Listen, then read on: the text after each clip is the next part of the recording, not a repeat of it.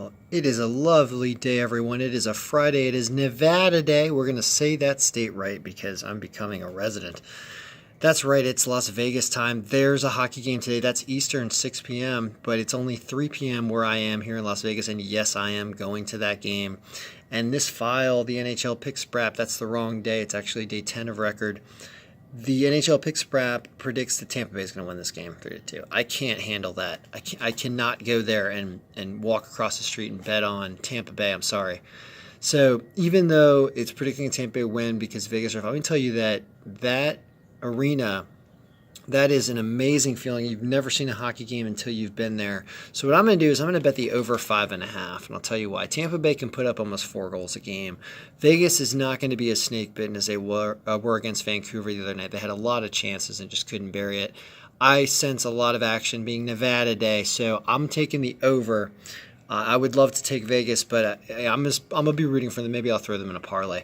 Let's talk about the other games. As you can see, I don't have a pick rank on that game. Just go with the over. So Winnipeg and Detroit likes Winnipeg by win strength. The line is favorable enough, even though at negative 157, to give that game a K score that Winnipeg wins that game because Detroit is so miserable. However, we do have a positive ROI history with Detroit somehow, but it's still picking Winnipeg, so I guess it wants Winnipeg, so we'll take Winnipeg. San Jose and Carolina. San Jose is the underdog here a little bit, but we have them favored in win strength, which gives them a higher K score. It's one of our better picks today. I do like Carolina, but San Jose, you can see with point predictions, it's a really close game.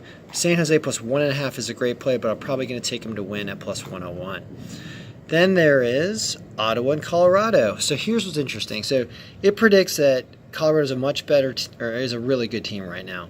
The line, though, at negative 202 is just painful. And you can see we have a positive ROI with Ottawa.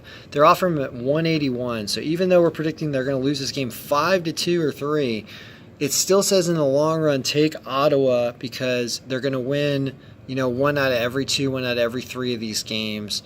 If they win 1 out of every 2, you make, 8.1 or 0.81 units, whatever. If they win 1 out of 3, you lose, I guess, 0.19 units at that rate.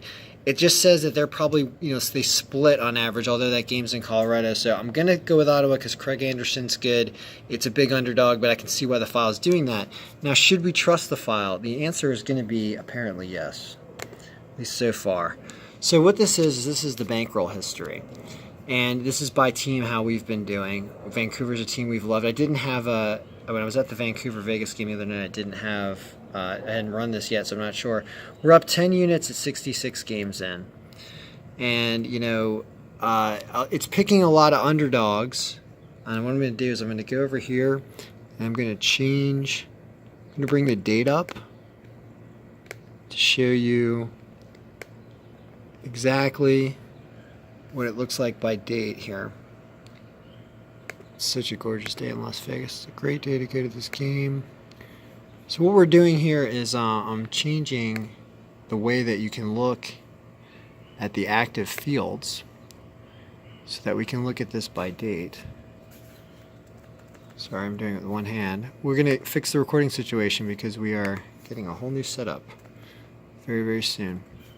So what I'm doing here is I'm showing you by date how our picks have worked out. And you can see that we've had winning days on, what is that, 3, 6, now about 9 days, and we've had 7 winning, 2 lost, 1 massively losing day there.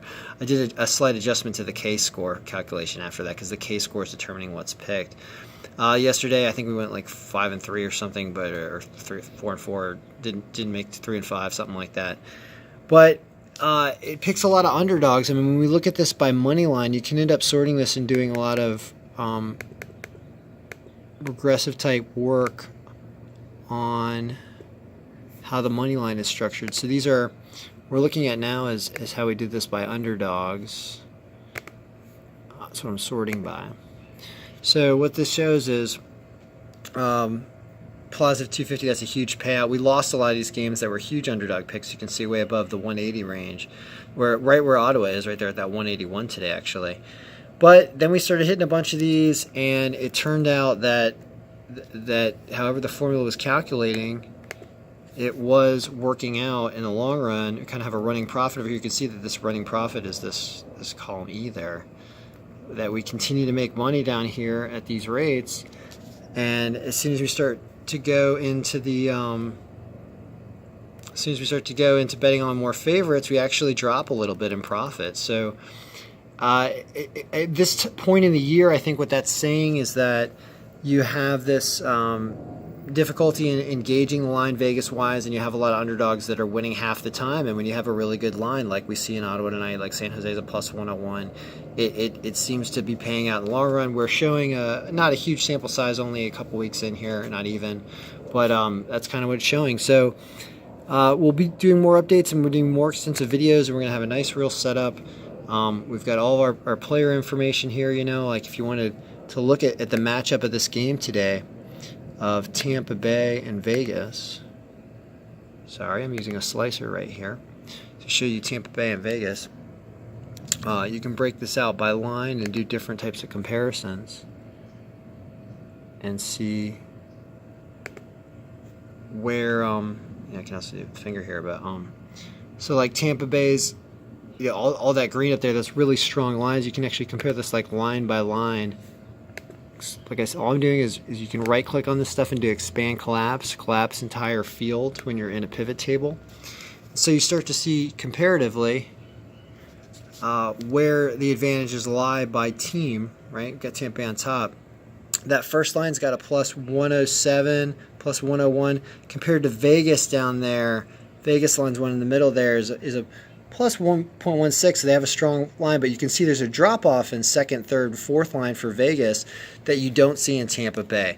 So if you're looking at this fantasy-wise, you can say, all right, well, there's these guys on Tampa Bay 1 and 2 that are probably going to see a lot of action, right? Like your Tyler Johnsons, your Kucherov. I mean, it depends how they're going to match up that line. But a lot of these guys have power play potential too. Like you can look at all this by power play. When you hit this power play slicer, you can see here's where the action is on power play 1. Who are these guys that are doing it? You can move this stuff around, or you can expand it out. Like you can move this stuff to the left. You say, I want to move this to the left. And now all of a sudden you have your players sorted out by who's getting the big points. It looks like Braden Point's really putting up points. Who's this .42 down here? That's Marchessault on Vegas. So there's a tremendous amount of things we're going to be doing this and expanding this. But as for the day, I'm playing the over in the Vegas game because I'm going to be there cheering. Sorry, we got to do a whole bunch of stuff to get that right. I'll just remember what I said. All those things are connected. But yeah, like Vegas, like Winnipeg, like Ottawa, big odds there, and like San Jose because they have a reasonable line and could win. So let's go Knights, and may your picks be winning.